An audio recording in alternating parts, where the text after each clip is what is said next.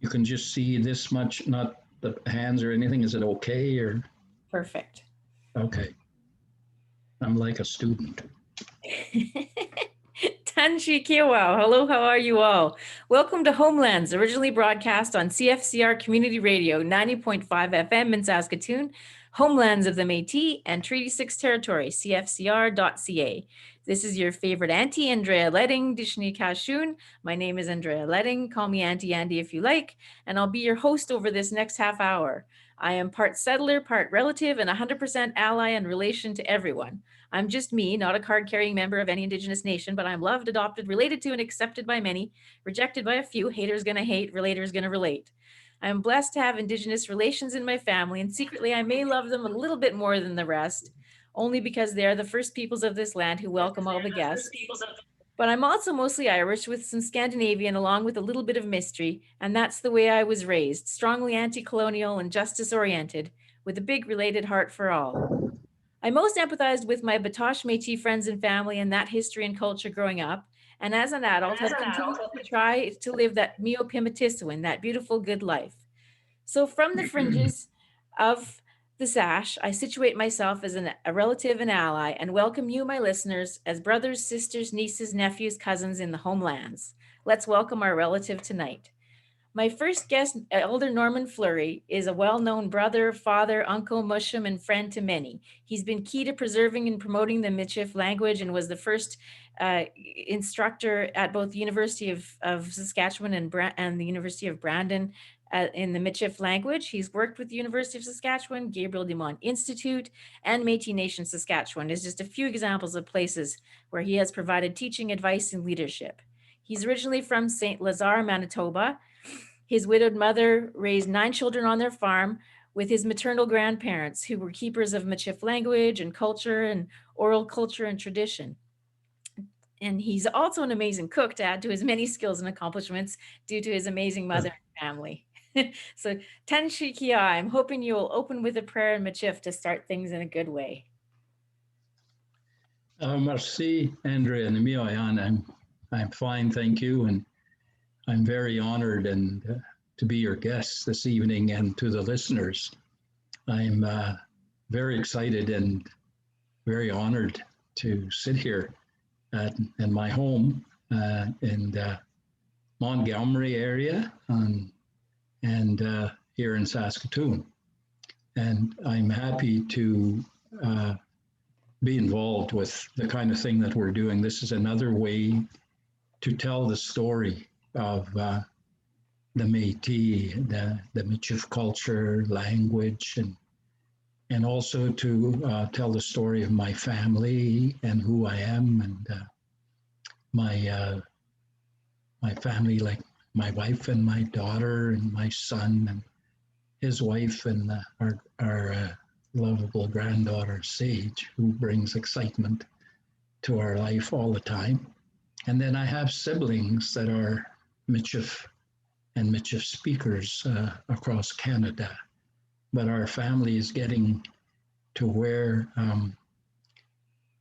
we're getting less in the family and no more grandparents and no more aunties and uncles, but siblings and also nephews and nieces, all kinds of nephews and nieces and grandnephews and grandnieces. But in the Michif way, my brothers and sisters' grandchildren are my grandchildren also. So we're never alone. And so with that, I'm very happy again, very honored to share a prayer in Michif, because the prayer is what our leader Louis Riel left us. And he was praying and in his own words. And we pray as my upbringing was in the faith of the Catholicism. But from there, I've always, our ancestors connected to the land and to the ways of the land and to the ways of respecting the universe. But not only that, but the creation, God's creation, we respect like the animals, and we respect the wings the birds and everything that the creation of God. We respect that very, very much. So that's all part of our our ways as Michif and the Métis. So I'm going to start off with this prayer that I wrote. I'm involved very much in prayers as an elder of the Métis Nation of Saskatchewan. And we usually say, I've heard Métis Nation of Saskatchewan, but it's Métis Nation Saskatchewan because of our autonomy. And we want to make sure that we do things right and we say things right. And it's always good to be corrected also because we're all learning from each other. So with this, I'll first start off in English, my prayer, and then I'll end with a prayer in Michif. God, our Creator, we come before you this morning and this evening and always as we, the Métis Nation, have with respect and humility since our creation by your power and love. We thank you in a very special way for helping us, the Métis Nation, to uphold our pride in our culture and especially our beautiful and special Michif language, which you, great Creator, have helped us create. We come before you today and always to remember Louis Riel and the Métis, our veterans, our leaders of the past and today. We remember our children and our grandchildren as we think of them when we leave a legacy for them to follow. Let us not forget and help us to remember the importance of nationhood. Remember our forefathers, our Métis veterans, for their sacrifices and bravery at all costs. God, our Creator, give us courage. Let us be one mind and make us righteous, thankful, and proud. As we gather together through the radio land, we remember where we come from, our language, what we stand for through our distinction of our stories, our language, our values, our dances, our flag, our history. And we thank you, Lord, for giving us all that and helping us to build something for ourselves as one of the last nations that you created in this country and the world that we live in. Oh, Michif wanga yamhan. Umalalang libon juga kimi huya kli Michif. Next date then. Epe pikskoyan with the dal radio. Awa Andrea gabegitusset we commit. Next jumarsin de tau. Umala chance ayak. Chipeach moyak man to a one again.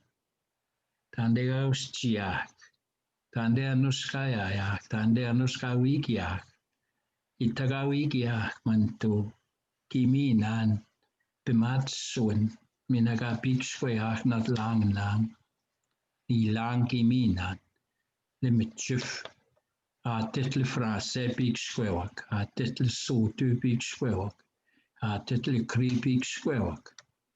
An anglego ke pikskwana ne kwan mina kimina man tung chite monan mina a siu ke pikskwana ka keu ke en kiga wa ko maya ko ke siki pikskwana man tung chmarsin de tuan li zafa en ka tamoya ko kuistawa e gachi ko ataktachi kuistawa chu pinamasuchik o pikskwana wow una kamun wow. Itaga kap mats ya kagwan ma kat paims ya kagwan maxche manto. Itaga wiki yak sulatero makakimi yak bina kagwan maxche marsi. Maxche marsi de tawa kan Louis Riel gagi penut negechik abatosh. Egwa kagi pona makak. Egwa Louis Riel kinakatikwanan. Maxche marsi de tawa Riel. Ewa ni kega kinot ni getchik. Minan de tawag shamar sin no kum ewa ni musum nan. Egi mi gaw ya la vi pe mat suin. Ewa imi wanan big swell na not long nan Michif. Shamar si ebe na tutai uye kanus ebe big swell. Shamar si bon jun de tuan. We tap me ach man tu annos utaga big swell. We chen we a shat sumuyan. Marcin de tuan. Thank you. Hi. So that was beautiful. And it was so lovely to hear the Michif language spoken so fluently. So tell me more about growing up with your grandparents there, that traditional way of growing up, the homelands, so to speak.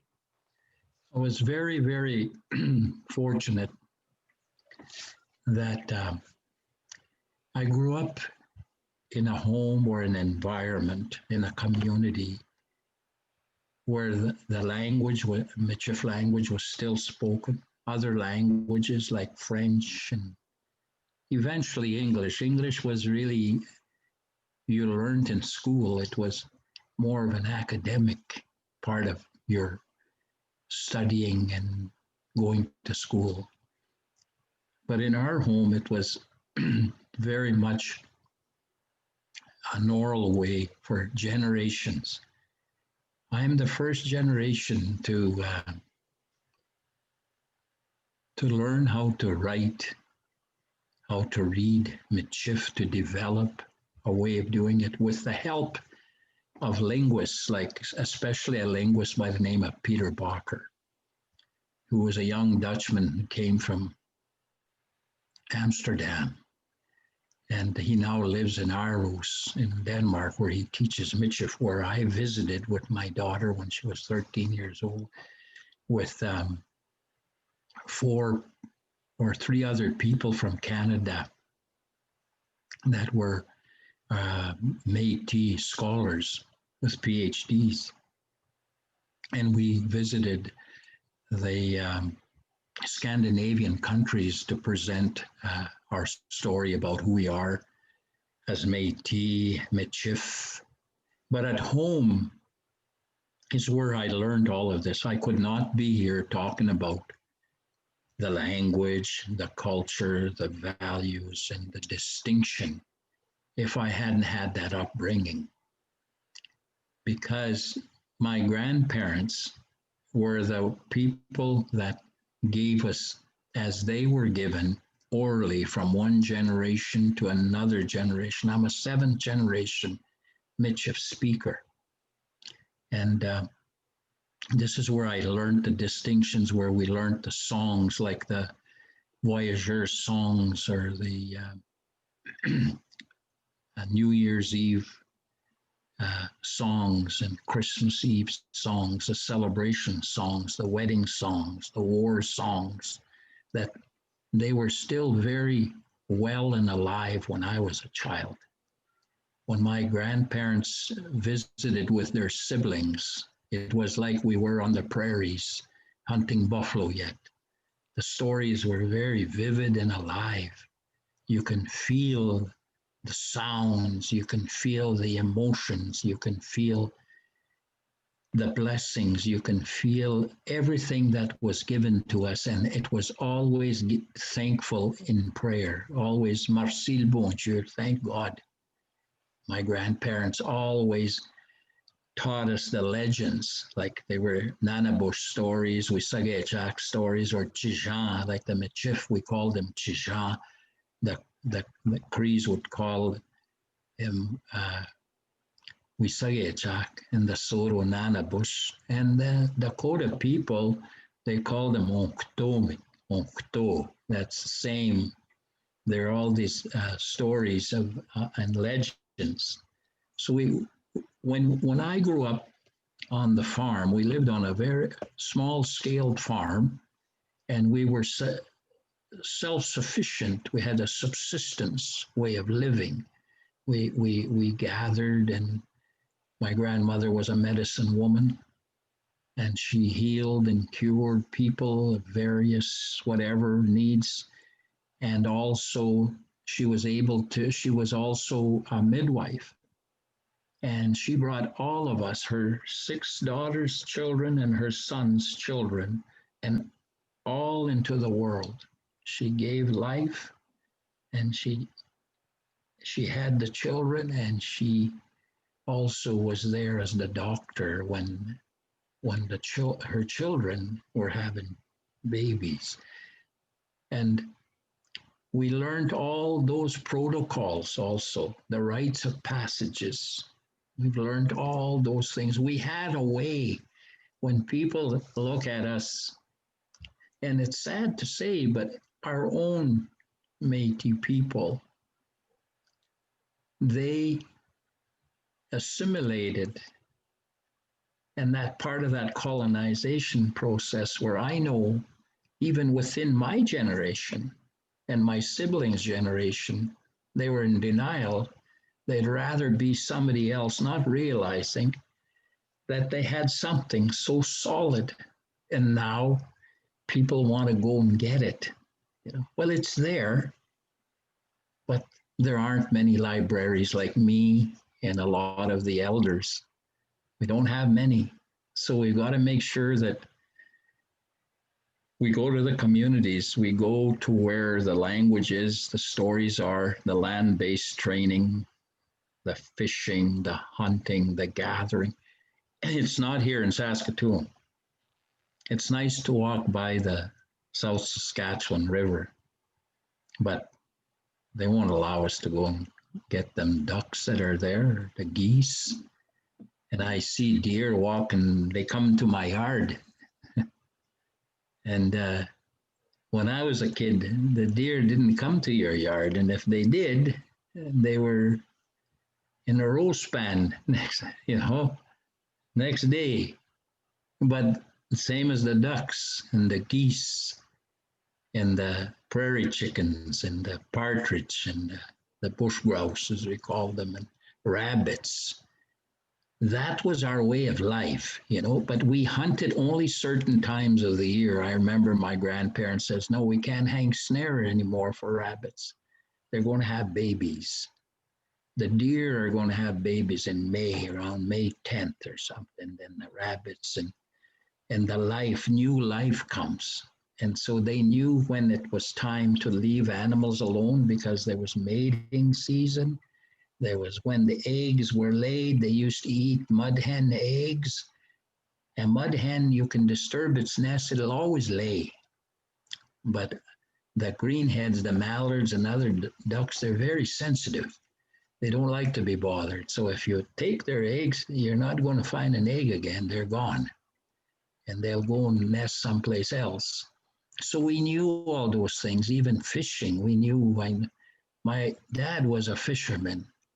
He fished in Lake Manitoba and Barons River, Lake Winnipegough. He used to sell fish. My dad used to come to St. Lazare and people say, I wonder when Bernard is going to be coming soon. We need to eat some fish, So we knew our connections. We didn't have technology, and you didn't speak on the radios like I'm doing now.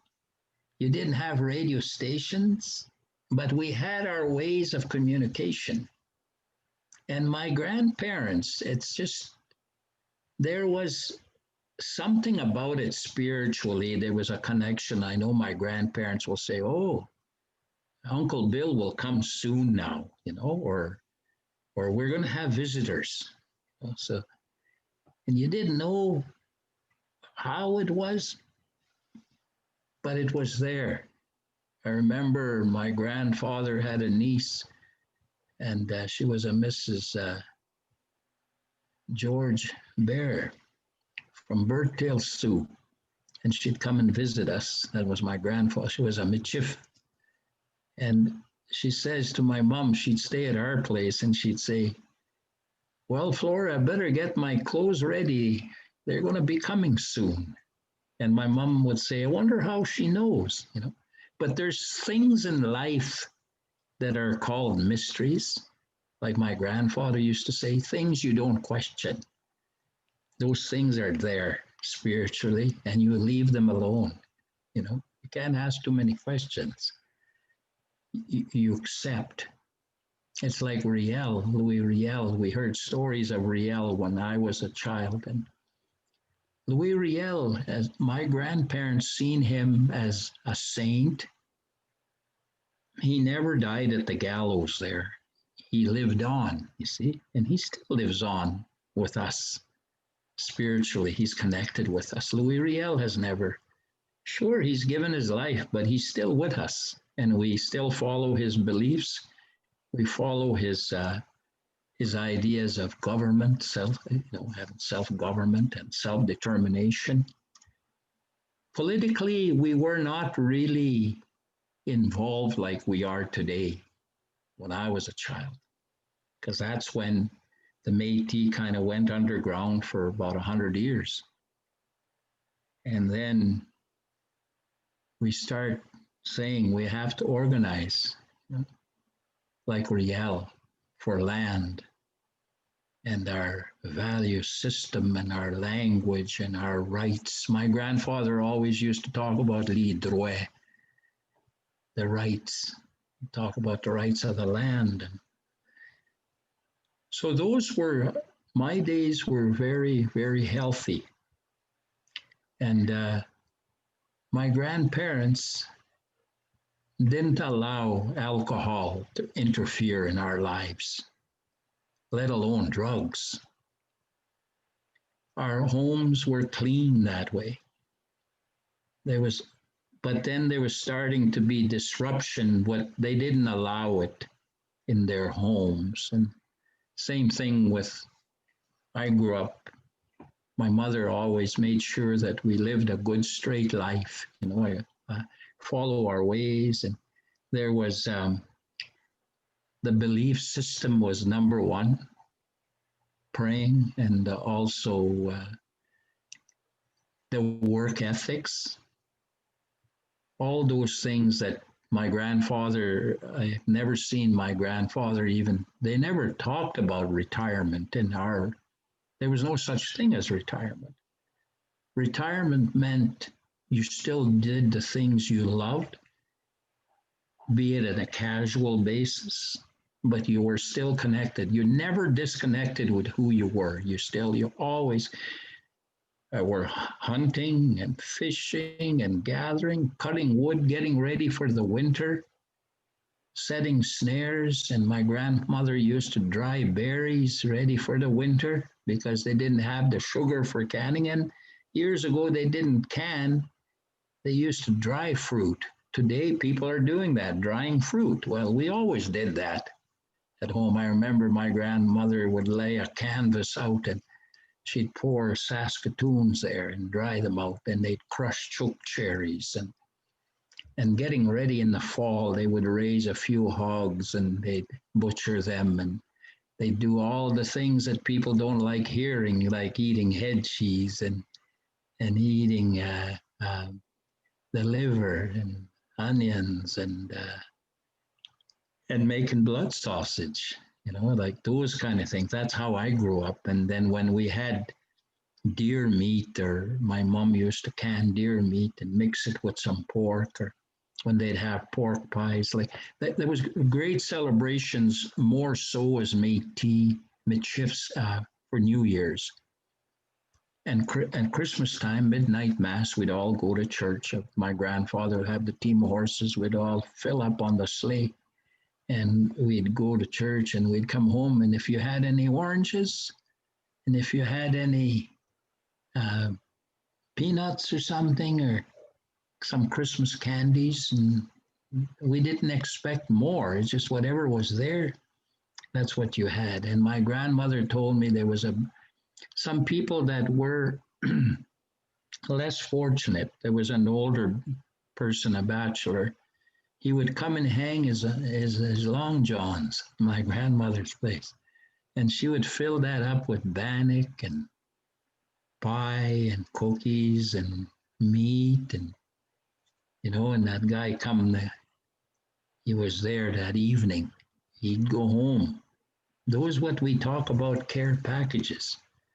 No, we had all those things. The recycling, we had all that. People think they got inventions today. No, we had all that. We used to make, my auntie was sewed so much, she'd make us clothes out of clothes that people couldn't wear anymore.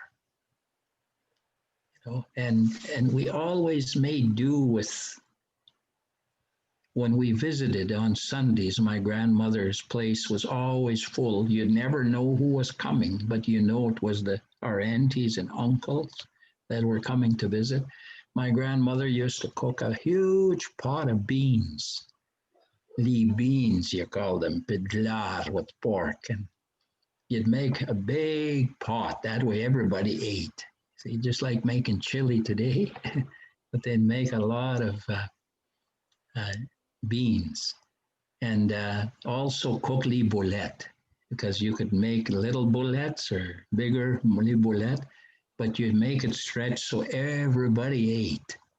And my grandmother always had lee biscuit cookies of some kind, or lee tart, mostly pies out of dried apples, prunes, saskatoons, and raisins. Whatever you had, that's what you served. And we always had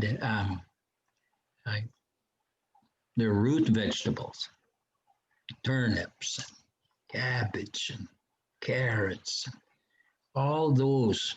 And my grandmother also used to sow Indian corn. And you'd keep that corn every year. You always had that corn, make corn soup also. And there was a way of preparing that corn because it was dried corn. So you had a way of preparing that corn. So when we were kids, we'd see my grandmother braiding corn and hanging the corn. And they were purple color. They were different color, the corn was called. They called it Indian corn. And we always had that corn. So in my home is what I'm telling all of you is we lived the life. We didn't talk about it. I'm talking about it today, and there's missing pieces, but we lived it. And our language, we lived it. We didn't write our language. When you were a little baby, there was nobody to read to you because nobody went to school. To go and hunt buffalo, you don't have to go to school. To speak Michif, you didn't have to go to school. You learned it at home. But now to compromise, this is what we have to do is learn our language. And it's very good that people are interested in the language, to learn the language. But I see some people sometimes, it kind of disturbs me a bit when people want to take charge and they're not ready to take charge. Nobody's given them that blessing to say, you can teach it. Mm-hmm. You've learned enough of it, now you can teach it. You have a process. So I know for a fact that I try to say those right things to be assertive in a good way. And I have to because I'm protecting my ancestral language. I'm protecting who we are. It's not just Pigogegwe, just anything at all. It's not just something that you say, oh, you got to know the protocols. You got to know the connection of those words. You got to know when I speak to Michif elders or Michif speakers, we connect immediately. As soon as you say, Tanshe, you know, Tanshe, what is your name? Tande Wikien, where do you live? Tande Utohteyen, where are you from? Awana Taparati, who are your relatives? Awana ki papa, awana ki mama, awana kokum, awana ki mosum. Tande usichik, kande ga tawechik. And they say, Kiwichi, wewap chi Louis Riel ganot niket. Were they there to help when Louis Riel was fighting and Gabriel Dumont and the Métis and the resistance? Those are the kind of things I grew up with. My grandparents, my grandpa was born around 1880, my grandma, or 81.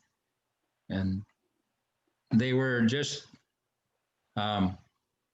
after the first resistance, and they were there like during the second resistance. They were also here on the last buffalo hunt that took place in Round Prairie, not far from Saskatoon. My great uncle was telling the story about they came on the last buffalo hunt here, and he was interviewed by the Bertle Eyewitness paper. And he was also in our centennial book, the Ellis Municipality book. He told that story as a young boy. They captured buffalo calves because there were no more buffalo. So they sold these buffalo to the parks. And my grandfather, my grandmother's dad was a Lépine, Jean-Baptiste Lépine. He helped Father de Corby open missions and down in Fort Pelly and Saint Lazare and different places because he could speak Soto and Cree and Michif, and he spoke all those languages. So he was able to be an interpreter or translator, same as I am, you know. And our relatives on my great uncle was a Flamand. He was a court communicator in Dakota, in Sioux, in the courthouse in Brandon and Winnipeg. And that's what I mean. The Michif people were people that were very, very versatile in languages because of our relatives, because of our culture. When you look at the genealogy, there's Cree and there's Soto and there's Nakota, and there's even going way south to North Dakota, South Dakota.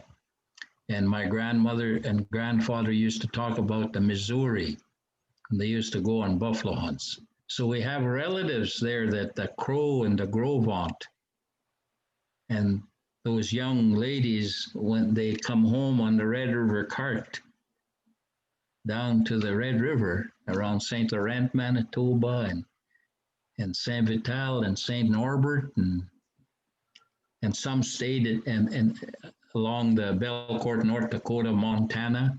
We have relatives in Montana because the 49th parallel wasn't put there by us. We also didn't put the boundaries. Today, people say, you don't come from here, you come from over there. That's not how our people used to talk. If I have a brother and sister in Vancouver or Victoria, that's my home because where their home is my home.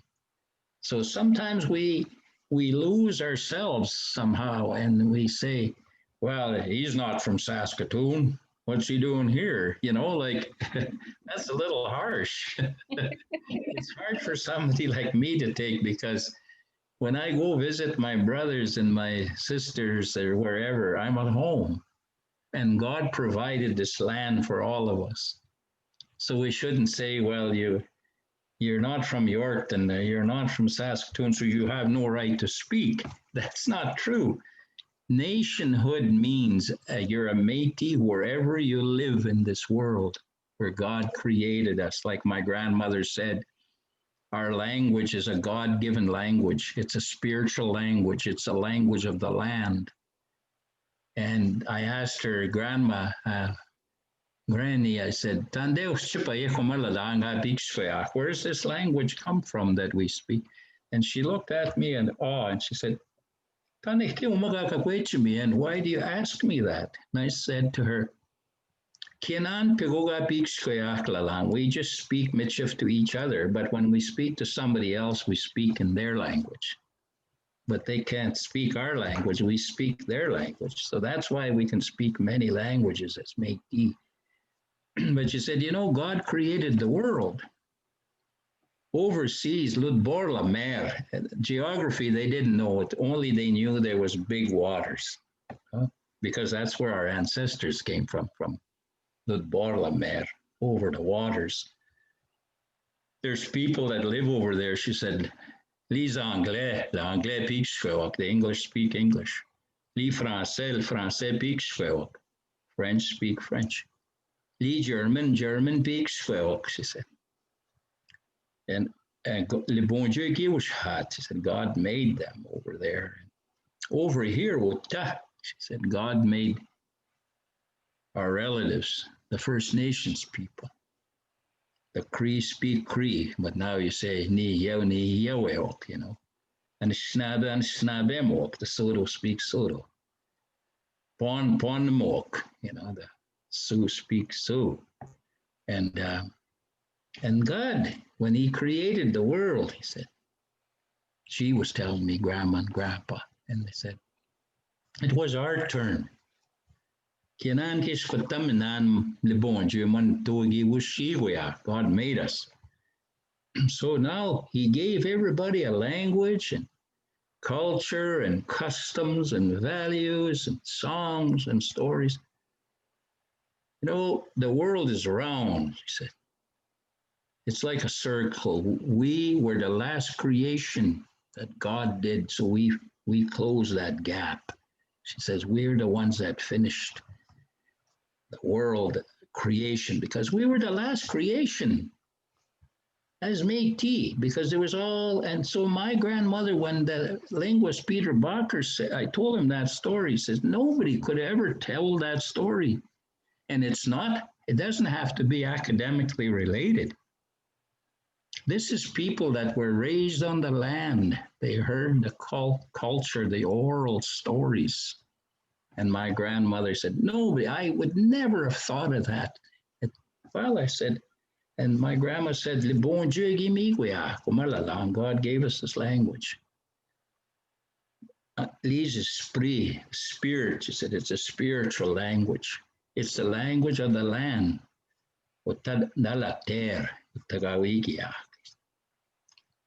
And it's a God-given language. It's a spiritual language. See, everything was connected spiritually. Everything, you went hunting, you went fishing, you were even domesticated animals, you treated them that way also. There was never an abusive way of doing things. You never hurt anything, because my grandparents says if you hurt something, she never used the word karma. But in that, our language is kaushinan, you know, or kapastahoson means you're going to, something will happen to you that you don't want to happen to you, but you're going to create that yourself. And don't point fingers at anybody to blame everybody. Blame yourself first. Take ownership. That's how you learn. But when you start basing things on somebody else, their problem, not my problem, then you get lost. So as teachers also in the community, there was the best horse people, the best dog people, the best cattle people, the one that could build a fence better, the one that could sharpen posts the better, the one that can cut cordwood the best. It was always the best. I was good, but I wasn't as good as somebody else. There was always somebody better than you.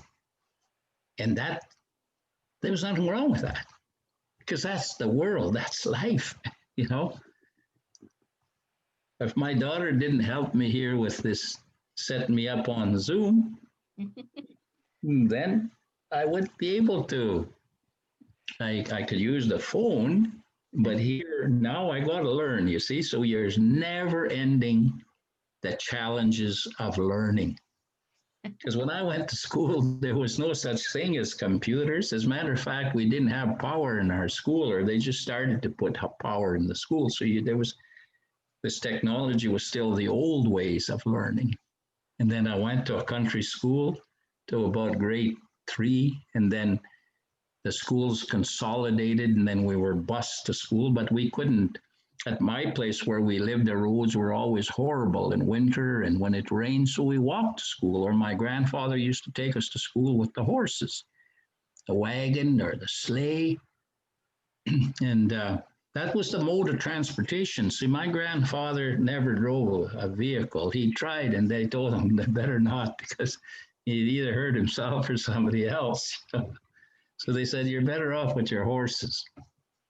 But then my uncles, then they bought cars, you know, like my mother, she was born 1902, June the 22nd of 1902. So when she left us, she was 108. She's seen the first plane, the first train, the first cars.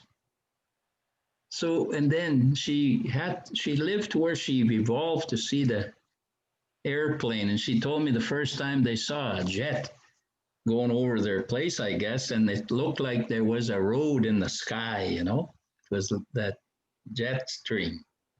So this one old man said, "Whoa, there's something's going to happen. It's a vision or an omen or something." No, my mom said, "It's okay. Don't be afraid. Now they fly in the sky, and that leaves that behind." See, they were connected with the sky, the world, but in a spiritual way, in a different way. And my mom happened to, you know, some people were advanced more than others. They might have heard it on a radio, or they might have heard somebody talk about it either in school or in town. So they communicated through listening and hearing, and they would send letters out. At least if somebody, when we were kids, we were the ones that wrote letters because they couldn't read or write.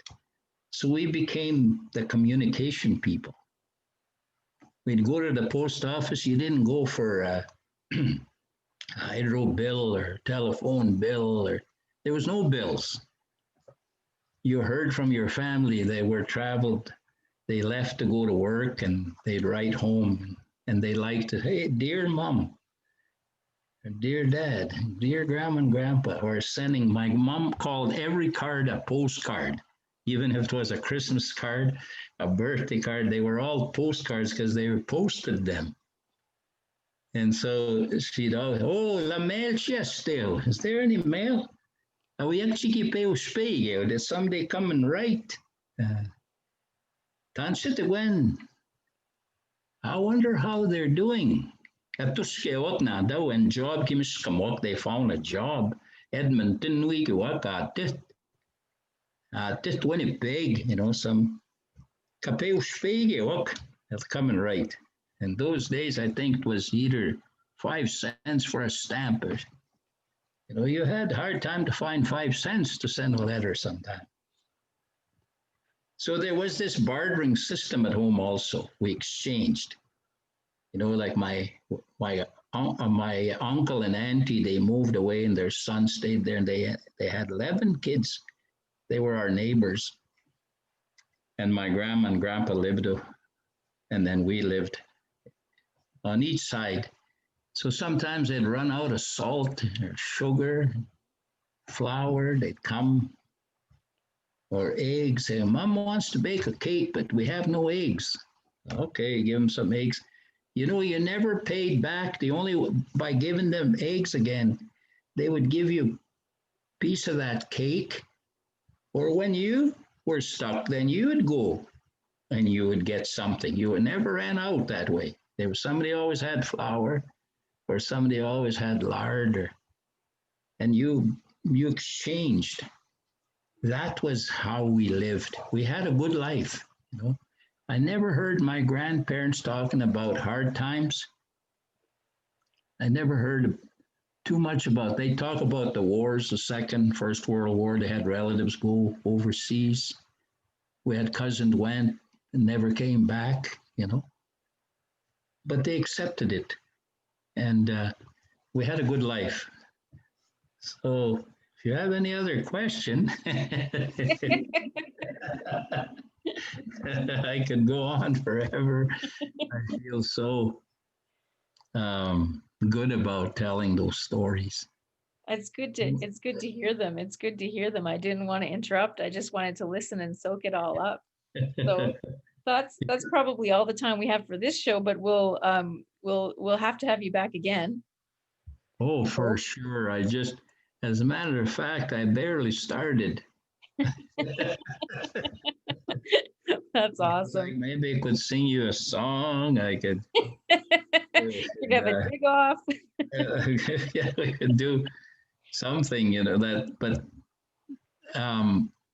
nowadays we talk more about connecting with the sash and the Red River cart and the symbols and the significance of those things. Like people now are talking more.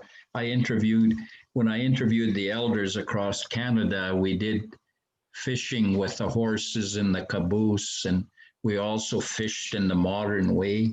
Then we went to a farm and we did things the old way, the milk by hand, and then people now they use different ways of milking machines. So what we're doing is we're always trying to you gotta connect. The past is who we are, and today also, but tomorrow we gotta build for tomorrow. And it's sad, but a lot of times, like right today, we have very, very good movement in the politics here in Métis Nation, Saskatchewan. And as an elder, there's so much going on when we talk about the governance. And then when we talk about things like working with the early learners at the schools, and we're finding these different pieces and we're putting those pieces together. It's going to be a long time. It'll take, but we have to have that patience, because to say our stories overnight, it's not going to, because when you're 7 generations, you got a lot of work to do. As a matter of fact, some people should be doing research. And this, where we're talking together like this is meant to be. Mm-hmm. This is how where we can do it over here, we're doing it here, we're doing it over there, but we're all coming together through the story. It would be like me phoning 300-400 people. This way I'm talking, those many people hear, they'll want to hear it again. It becomes a teaching, becomes an educational way of learning. And we got a long ways to go. So I thank you so much, Andrea. Merci tonight. Merci to you. Yes. So looking forward to our next visit. I look forward to everyone that to the radio land. Merci, thank you. Bonsoir. Bonsoir. Merci to our relative tonight, Elder Norman Fleury. Niwagamaganak, all my relations. And believe me, we are all related, so act like you've got relations. This is Auntie Andy signing out from Homelands, originally produced on CFCR Community Radio, 90.5 FM in Saskatoon, Homelands of the Métis and Treaty 6 Territory, cfcr.ca. You can find excellent programming on Indian and Cowboy podcasting. Follow us on Twitter at Métis Homelands, or if you have comments, questions, or guest suggestions, email métishomelands@gmail.com. This episode will also be viewable on our YouTube channel, Homelands, so subscribe today. Marcy, thank you for listening. And Akoshi Kawapa Matinawa Mina. That's all. We'll see you later. Vive les Michif.